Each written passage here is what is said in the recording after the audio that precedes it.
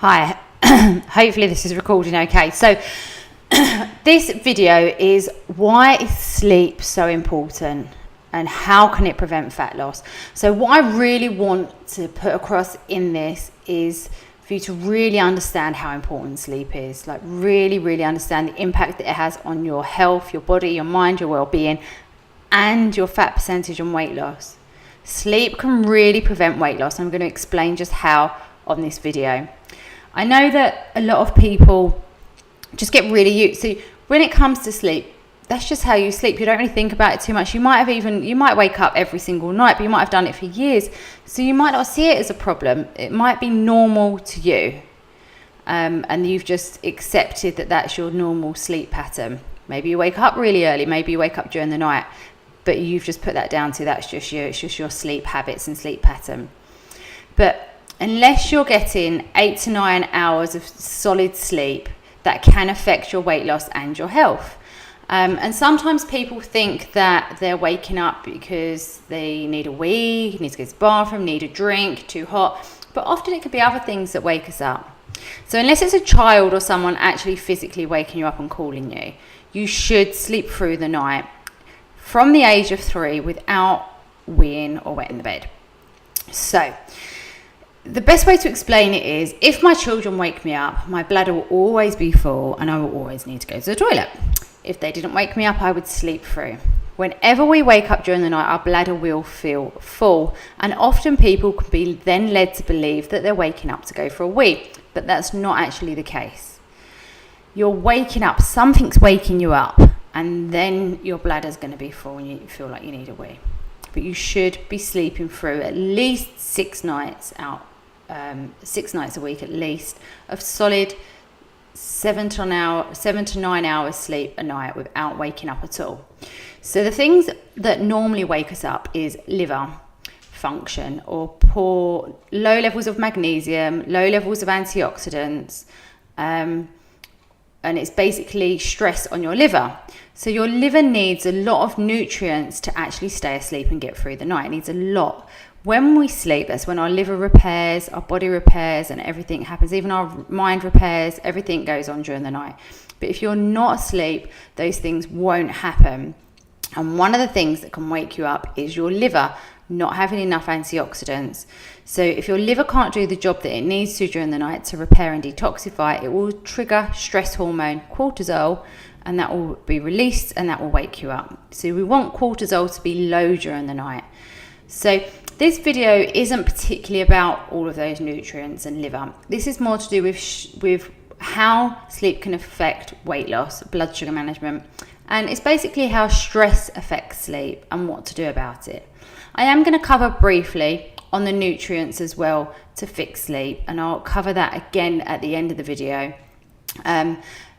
So we'll make sure that we've got all the basics covered on this video as well, but this recording is largely to do with the effects of stress on sleep and how that then affects your weight loss and what we can do to prevent that happening. So today I'm going to cover simplified sleep hormones. I'm going to try and keep the information really sleep. It's really simple. So this is going to be a quick, brief video.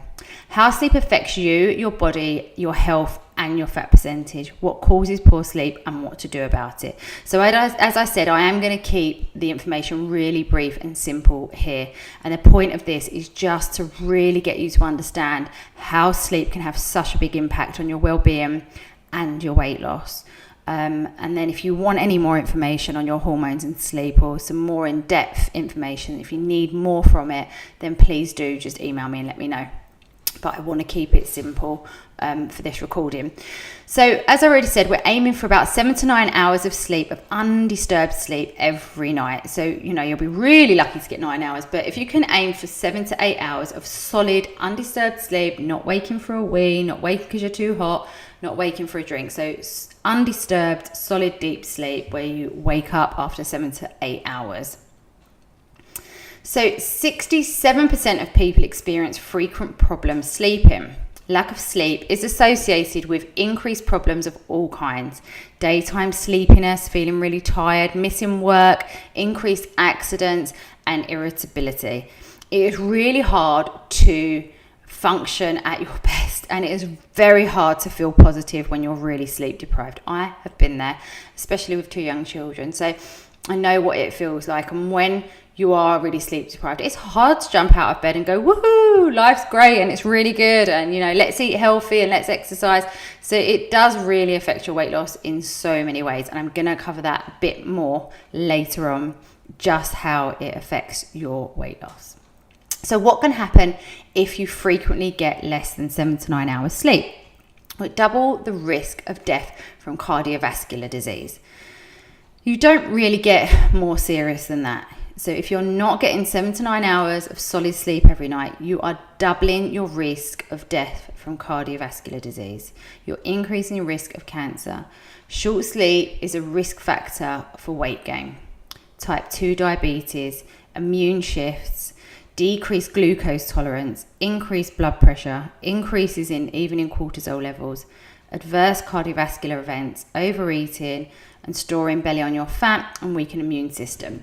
So let's not get really negative about it. I do want to put across just how it affects your body, and I'm going to do that now. But bear in mind, at the end, we're gonna cover exactly what we need to do to support your body. So, lack of sleep does really put a great strain on your health. So you've got increased heart disease, increased cancer. And then remember I said diabetes, which is just how your body manages sugar. So this is just one of the ways. So you've got decreased glucose tolerance. So that basically is to do with your sugar management. It decreases your body's ability to manage sugar better. And I've explained to all of you many times throughout the program how that's the biggest difference between really lean people and people that struggle with weight, is how their body manages sugar. So your cells need to suck up the sugar and use it for energy. When that doesn't happen, your cells become intolerant to sugar. They become insulin resistant. You want your cells to be insulin sensitive. You don't want them to be resistant to sugar. Resistant means they're not accepting any sugar into the cells and they're not going to use it up as energy. So instead you end up storing it as fat, because it's where your body just isn't managing any sugar for energy at all. So lack of sleep greatly decreases your body's ability to manage sugar, and that's a fact. It's just the way it is. It's an absolute fact. And the other thing is increases cortisol. Cortisol levels are highly linked with fat storage on your belly. So, and this is even if you're getting food and everything else right, if you're not sleeping, you can still have fat storage on your belly. You can still have bad sugar management and still have great double risks to your health. Sleep difficulties are really closely associated with mood disorders such as depression, alcoholism, and anxiety. It's no wonder if you're really sleep deprived, as I mentioned before, it's really hard to wake up and be very positive and cope with what life throws at you. So I don't really need to go into explaining how I'm sure we're all really aware of just how sleep can make you feel really depressed and anxious.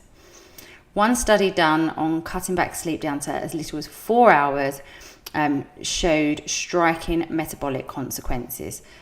It took them 40% longer to regulate the sugar in their blood than normal. So when they ate a high carb meal, it took them 40% longer to process that sugar from that meal.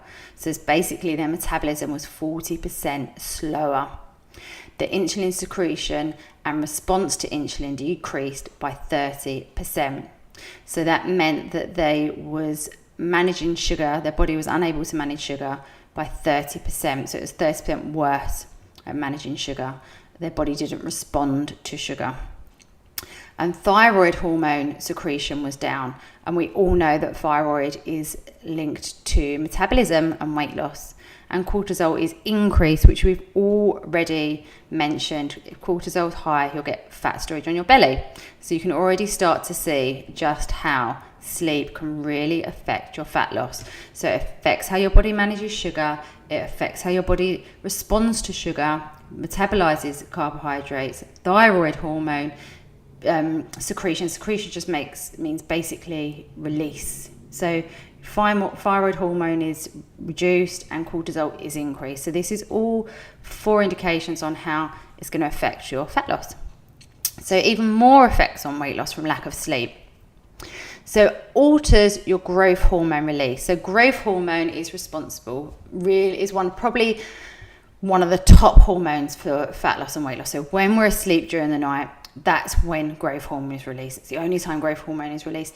And if you wake up at all during the night, then growth hormone will not be released. And growth hormone is responsible for building muscle. The more muscle you've got, the faster metabolism is. So it really does affect things greatly.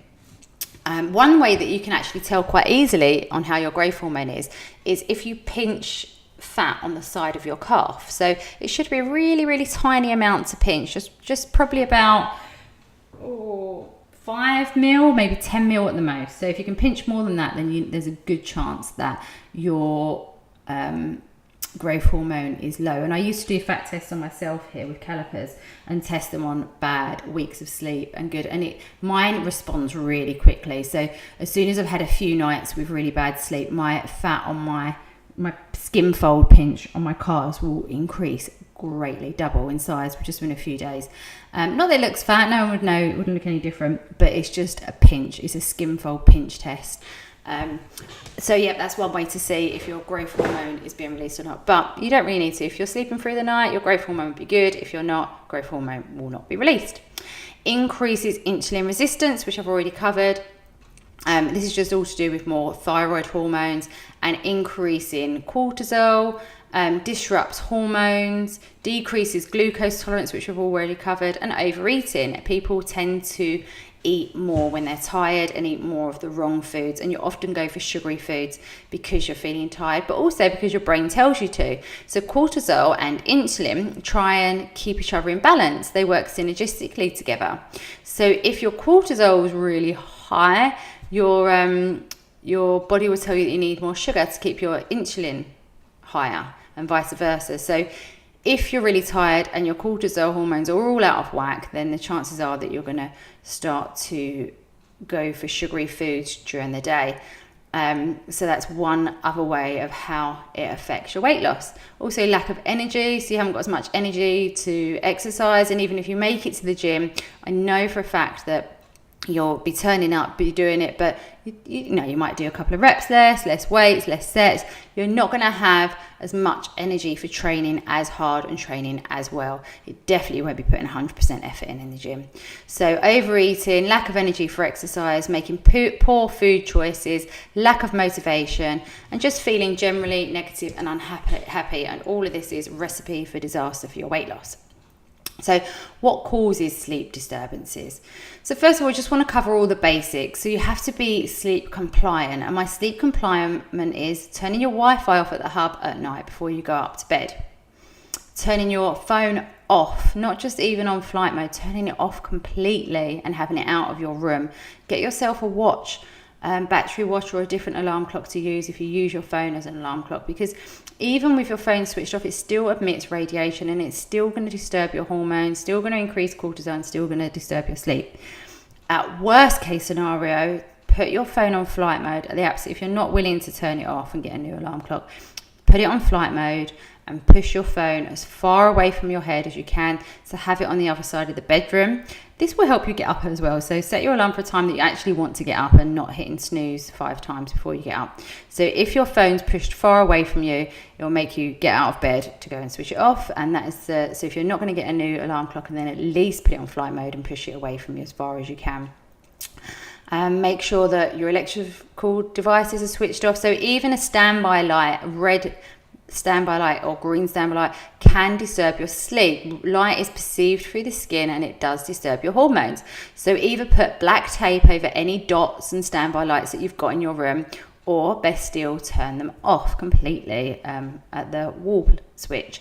So you want to make sure that there's no light in the room. Make sure it's really dark. So you're going to need blackout blinds, blackout curtains. Try and make your room like a bat cave, really, really dark, so that no light's coming in at all.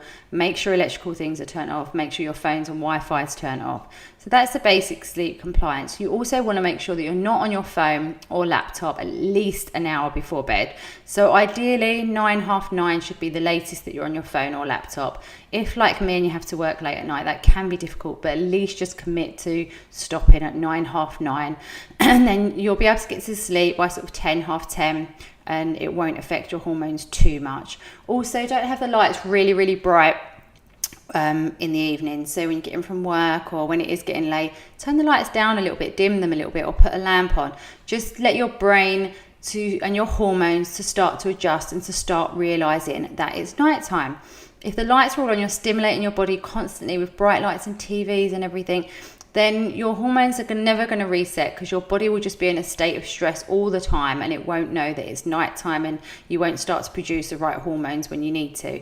So just dim the lights a little bit in the evening is a good way to do it. And also another good tip for releasing your melatonin, which is the most important hormone for sleep, is to turn your lights down in the evening and then turn your lights on, or in the summer, open your curtains as soon as you wake up and expose yourself to some sort of light as soon as you wake up in the morning, and that will help to reset your melatonin levels for the following night's sleep. So that's all the basics in place in sleep compliance. Phones off.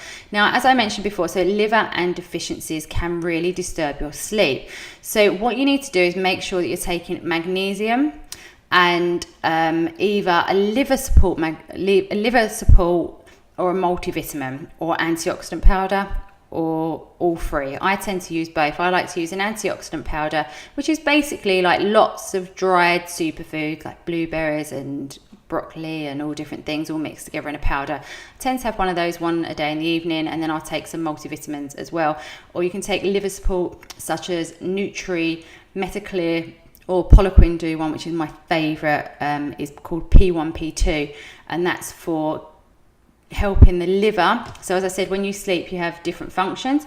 You actually have phase 1 and phase 2. So P1P2 helps phase 1 and phase 2 keep up with each other, so it's really designed well for the function of the liver. And it's just the best one that I found for results with people's sleep and health. So just support your liver either with multivitamin, liver support like P1P2 from Poliquin or Metaclear from Nutri, and then an antioxidant powder if you can. And also don't forget how important food is. So try and eat at least 5 a day, keeping your fruits and vegetables up, particularly green veg and berries. And then deficiencies will affect your sleep. So as long as we've got your gut health in place, you're able to break down foods and absorb nutrients. If you're taking magnesium and a multivitamin, then your deficiencies will gradually repair and rebuild, as long as you're eating healthy as well. So other than the basics, what this video I'm recording is mainly about is what stress and how stress causes sleep disturbances. So what different types of stresses are there? We've got physical stressors, emotional stressors, food, toxins, deficiencies, which we've already covered. Toxins, so the more toxins going into your body, and then your body not being able to detoxify them all. So we've already covered the detoxifying part with the liver support, but then you need to reduce the amount of toxins going into your body, because your body sees that as a great threat and great amount of stress on your body. So don't use plastic with hot food or drinks, like hot coffees or hot food. So try and take coffee lids off and just never heat food up with plastics. You can reduce your makeup down to organic makeup, or just those that have got less chemicals in.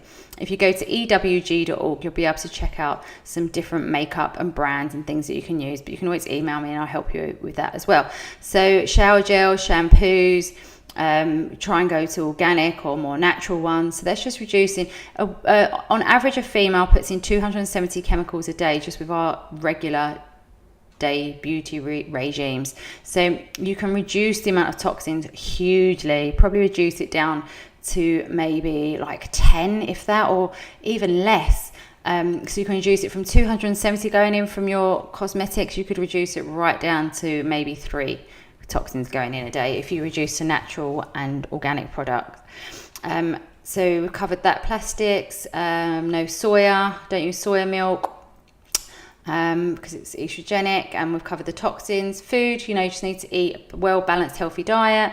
and then deficiencies we've already covered as well. So obviously we've got physical and emotional stressors. So if you do have those and you do have stress going on in your life with work and emotional issues that you just can't do anything about, don't worry, we're going to be covering how to support your body with that. Sometimes I always say, try and change what you can and don't worry about what you can't change. So change the food. Make sure you haven't got food intolerances, because that's a huge stress on your body. Make sure you're eating enough as well, not depriving yourself.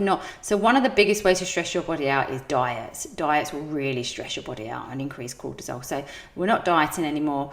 That's out the window. Making sure that you're eating regularly enough, eating plenty of the right things, loads of fruit, loads of vegetables, protein, smart fats. So that has taken away the food side of the stress, with them making sure that you've got no deficiencies by eating really well, taking a multivitamin, that's covered, and then you've got your toxins, which you start to reduce down gradually as you can. So that's taken care of. Then if you've still got work stress or emotional stress, relationships and things like that, there's things that you just can't change that is stressful, and there's nothing you can do about it. We're just going to support your body with that instead. So people's load is basically, this is elastic load is your stress load, your ability to withstand stress before it really affects your body.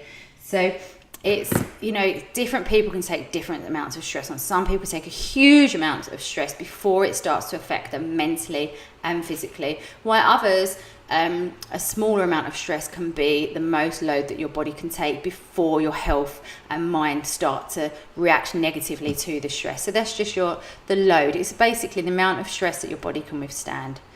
So the main culprits associated with the inability to fall asleep or stay asleep is chronic stress. So stress will have the biggest effect on your sleep.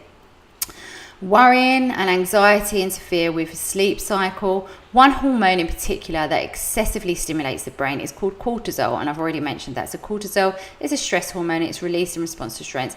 Cortisol isn't a bad thing. We need it, and it's good for us at the right amount and at the right time of day. So when we exercise, cortisol is released. That's fine, as long as it comes down afterwards. In the morning and throughout the day, we need some cortisol, but the right amounts. And then in the evening, we want it to come down. So it's not really cortisol that's so terrible. It's the curve. It's called the cortisol curve. So it's your hormonal rhythm. So if your cortisol is out of whack and you're producing way too much at night, you'll then be depleted in the morning, so then you'll be tired throughout the day. And then if that's just one hormone that you completely whack out of place because of stress or being on your laptop late or Wi-Fi. So once cortisol's screwed up and out of whack, that then can have a knock-on effect: insulin, growth hormone, thyroid, melatonin, all other hormones that can then affect your weight loss as well and your health. So this excessive stimulation is a condition that occurs when your brain gets overly excited through the day and can't shut off at night for sleep. So it's fine for cortisol to be released, but then we need it to be able to come down so that you can shut off at night. So what is cortisol? What is cortisol increased by? I think I've written that wrong. So what is cortisol is increased? Doesn't make sense at all. So what happens when cortisol is increased? It decreases serotonin and melatonin. Those are both vital for sleep and mood. So serotonin is vital for how driven and secure and comforted and how happy you feel. And melatonin is really important for sleep. It's the number one hormone for sleep. So if your cortisol is increased, both of those decrease. So it's no wonder why people with sleep problems that have high cortisol have depression, low mood, or anxiety. It's because there's no serotonin. Blood glucose alteration. So when cortisol is high, it decreases your body's ability to manage glucose, manage sugar. So elevated cortisol is the number one sleep disturbance. So increased stress hormone, that is the biggest culprit for decreasing your sleep and sleep disturbances. So cortisol, number one for sleep disturbances. Inability to turn off during the day. So when your cortisol is too high, you can have that inability to turn off in the day, and you're just kind of on the go all the time, kind of burning the candle at both ends. And then it causes you to wake up during the night. So more on cortisol. High cortisol also causes problems with the regulation of protein, carbohydrates, and fat metabolism. So it's just explaining again just how cortisol, stress hormone, can affect your metabolism of all three main macronutrients. So it can affect your ability to metabolize food, to break down fats and carbohydrates and proteins. Elevates your blood sugar, so it spikes your blood sugar. And as I've said throughout the whole program, we're trying to keep your blood sugar stable. So elevated blood sugar is going to be linked with heart disease, it's going to be harder for you to lose weight. So our whole goal, whatever your goals are, weight or health, is always to keep your blood sugar stable. And high cortisol will spike your insulin, spike your blood sugar. Elevated, and the reason I just explain again, so as I mentioned before, insulin, which is sugar, insulin and cortisol try and keep each other in balance. So if cortisol is high, remember I said your body will produce more insulin. So that's how it elevates your blood sugar. It elevates your blood, raises your blood pressure, and causes muscle so it basically causes your muscles to break down. An inhibition of protein synthesis. So on top of your muscles breaking down from the lack of sleep and the high cortisol, you're not as good at breaking down proteins that you eat. So the proteins that you eat in food, you're not as good at synthesizing them. So that's using protein up to build muscle. Muscle helps your metabolism. So that's another reason how cortisol and sleep can affect your weight loss. It's because of your inability to break down proteins, and also that's coupled with your muscles breaking down themselves, breaking down muscles. So you're not going to be able to put on muscle, you're not going to be that lean, you often have less muscle, higher fat percentage, and as we know, we need some muscle tone to have a good metabolism and look good. Yeah, more on cortisol. So cortisol is it decreases your anti-inflammatory response. So basically, your ability to cope with inflammation is lower. So the higher your cortisol is, the more inflamed your body will be, or the worse your body will be at dealing with inflammation. Suppresses the release of growth hormone, which we've already covered. Bone loss, so it even affects bones and bone loss. Increases gastric acid production. So if you're not sleeping well at night, you can have too much acid produced in your stomach, but it also decreases your gut, your digestive system. So sleep is a bit of a cycle, because gut issues can cause sleep problems, but sleep problems can decrease your digestive system function as well. So it can cause gut problems as well, and your ability to mobilize fatty acids. Affects your immune system, sex drive, thyroid, and it causes you to age. So if you look at these pictures, the poor old president, in just 8 years, that's a huge, it's not that clear, this picture, because it's a screenshot, but you can see, and you can Google for yourself, in just 8 years, the effects of chronic stress and how much it aged him is incredible. Really, really incredible. 8 years is not a lot at all. That's a huge amount of aging that you can't reverse and turn back. So you can just see how stress and lack of sleep ages you and shortens your life expectancy, because if it's aging your body that much, then obviously your longevity and how long you're going to live is going to decrease. So it's a vicious cycle. Stress causes disturbed sleep. The stress hormone is increased from the lack of sleep, and then that causes more stress on your body. So it's basically how you'll have more high cortisol. The high cortisol will cause more stress problems. So it's a bit of a vicious cycle that we need to break out of. Lack of sleep and weight gain. So I've already gone on, mentioned quite a lot about how it affects weight loss, and I'm hoping that you're with me on this and can now see how important sleep is. You might not have realized that before, but you might not have cared about your sleep. You might only care about your figure and your weight loss, but weight loss can really prevent sleep disturbance can really prevent your weight loss. So subjects on a test that were given 4 hours sleep, so it was really, really poor quality of sleep, they reported carb cravings, especially craving sweet food, salty food, starchy food, high calorie snacks. Out of 1,000 volunteers, those that averaged just 5 hours sleep, their BMI increased by 3.6%. And in those that had 5 hours sleep a night had a 73% increase of obesity. That's huge. So those that only had 5 hours sleep, 73% increase in weight gain. And that was regardless of the amount of diet or what they ate or how much exercise they did. So basically, take 1,000 individuals, don't change anything else, just cut their sleep down to 5 hours, and then their weight gain is worse or greater by 73%. So even if you don't exercise, even if you don't eat well, just by not getting enough sleep during the night, you can gain weight and become even to a point of obese. So it really affects your weight greatly.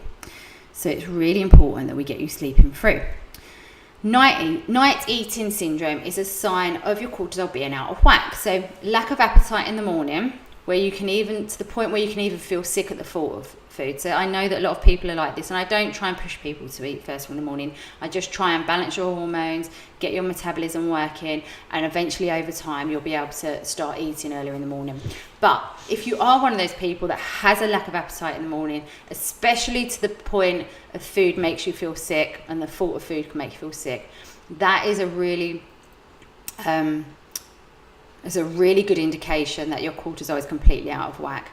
Or if you have decreased appetite during the day, if you have increased appetite at night, so increased nocturnal eating, so maybe after your dinner you really crave sugary things, or in the evenings you get really hungry, so you have no appetite first thing in the morning, or reduced appetite during the day, but then a huge appetite at night, or maybe even nocturnal eating where you have to get out of bed and go and eat something because you feel so hungry.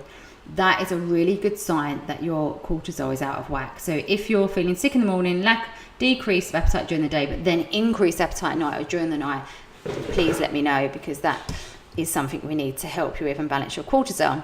If you're feeling tense, anxious, worried, or guilty while eating, that's also another sign that your cortisol is out of whack. The tendency to eat carbohydrate-rich food such as sugar or starchy food is another sign that your cortisol is out of whack. If you want, we can run a test. I think it's about 80 to 100 pounds. We can do a simple test. It's a salival test that you can just do at home. So I can order the kit from you from Nordic Labs.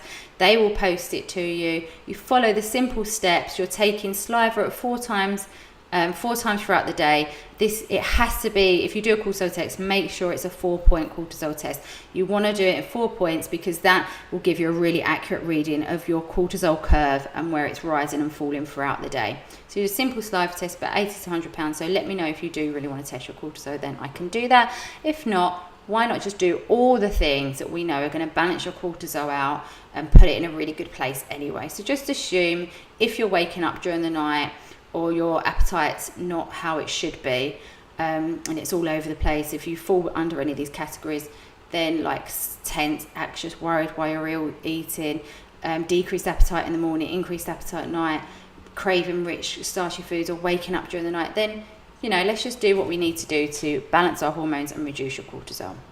So the way we're going to do that is, there is stress in life. Many of us has huge amounts of stress in our life. It doesn't matter. Don't worry about it. Let's just do what we can to help with sleep. It's not a problem. So stressful life, just accept that you might need a little bit of help with sleep and hormones. It's not a problem.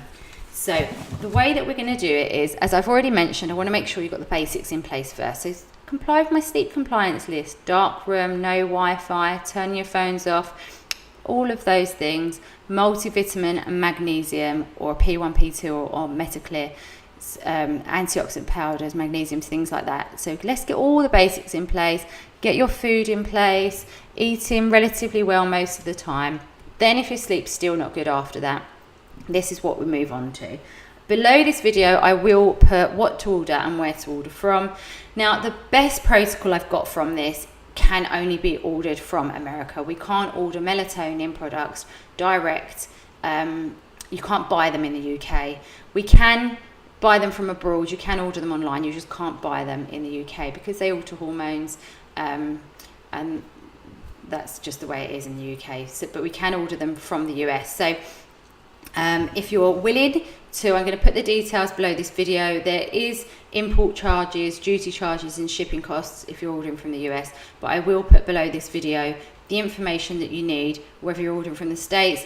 If you want to try a second option first before ordering from the States, I'm going to put a second option as well. So basically what we're using the supplements for is melatonin. So cortisol decreases melatonin. So by increasing melatonin will decrease cortisol and vice versa. And by increasing melatonin, you'll sleep better. You don't need to be on these things long term. You can trigger your body's hormones. You can reset your hormones with supplements. Eventually your body will start to work and function better on its own. Then when you stop taking them, it doesn't all fall apart. That should still keep functioning fine, and you might just use them now and again when you're under states of stress. So if I know that I've worked really late, I'll take some supplements before I go to bed. At least then I'll know that I can quickly shut down my cortisol and increase my melatonin with the supplements if I have had to work late or if you have got a lot of stress. So once you're sleeping through the night for 6 months or 3 months, then you can start to reduce the supplements down and just keep them in your cupboard as and when you need them. So basically we'll be using what I'll be recommending. I'll be putting at the bottom of this video, but there's basically 3 supplements. There's Restorem, which you take just 1 to 2 capsules 1 hour before bed. Magnesium, my favorite one for sleep is called MagZen from Poliquin, and you just need around 2 of those before you go to bed or with your last meal. And then you have a choice of 3, so it's really only 3 supplements for this. You've got your Restorem, Magnesium Zen Mag, and then the third one is kind of a choice of 3. So it's my favorite one would be something called Riola. If not, you can use Bliss or Holy Basils, but I'm going to cover all of this in a moment.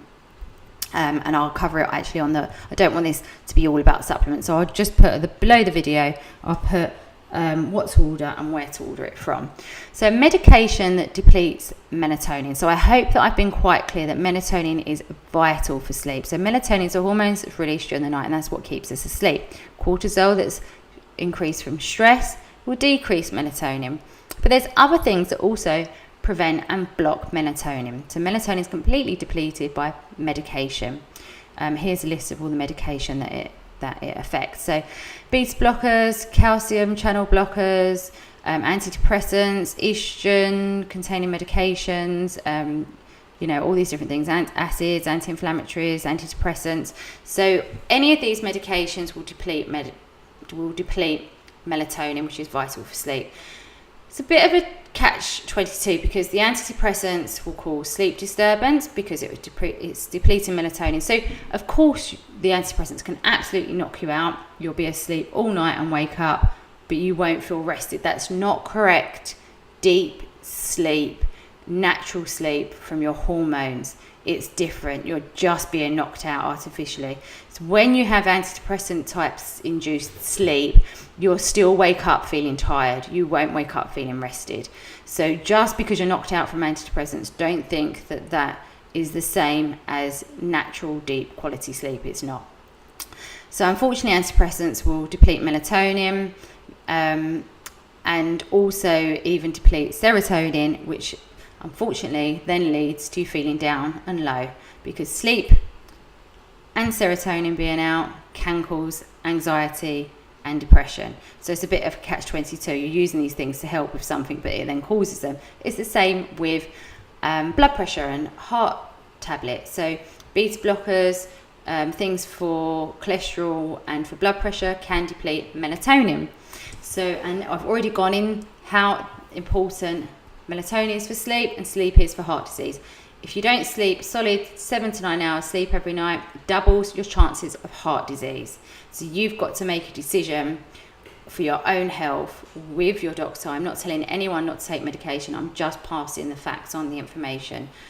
Beta blockers will reduce your melatonin, which will cause sleep problems. So just take that into consideration. Sleep problems, low melatonin will double your chances of heart disease. So the supplements that I'm advising is Restorem, Riola and Magnesium. They help support the body's ability to rest and sleep, improve neurochemical balance, including serotonin, dopamine and GABA.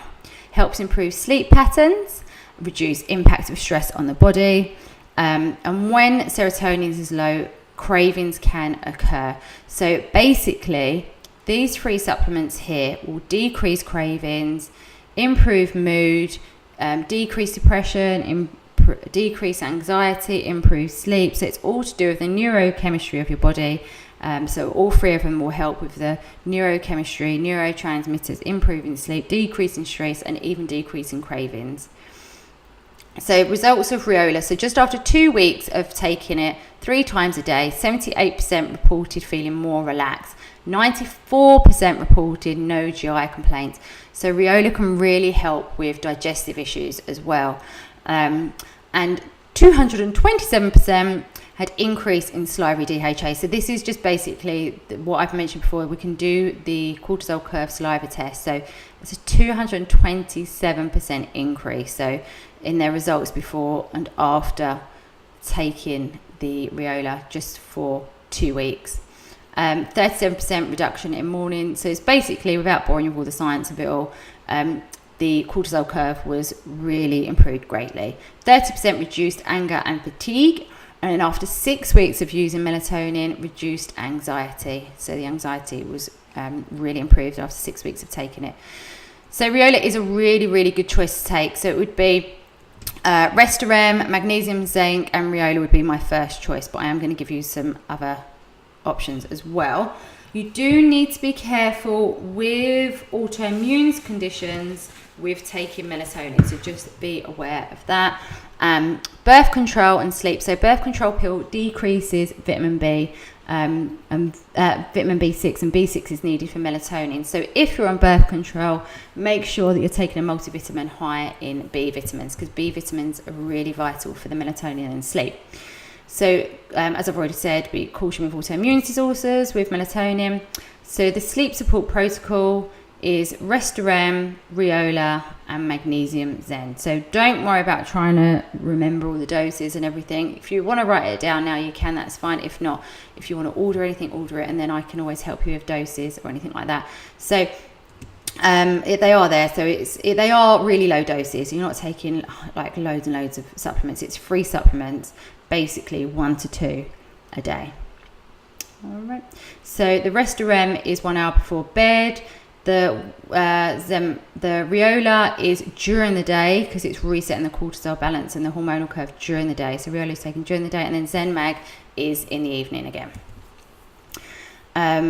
You can choose out of Riola, Bliss or Holy Basil for the third one. So you've got your Restorem and Zen Mag, then you can choose Bliss, Riola or Holy Basil for the third choice of one. So these Bliss and Riola are good for those that are decreasing cravings, want to use it as an antidepressant, improve mood or stabilize mood.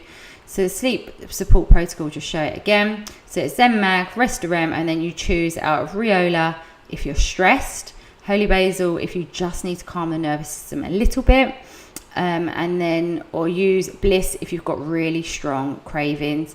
Or I use it for those that have really bad detoxification pathways or methylation issues. So if you're a bad detoxifier or methylator, don't worry, I will let you know about that. So don't try and, I'm not going to go into it now on this, it'll get way too scientific. But just use Bliss if you know that you're a poor methylator or if you have poor detoxification pathways. Otherwise, you choose Bliss if you have really bad cravings.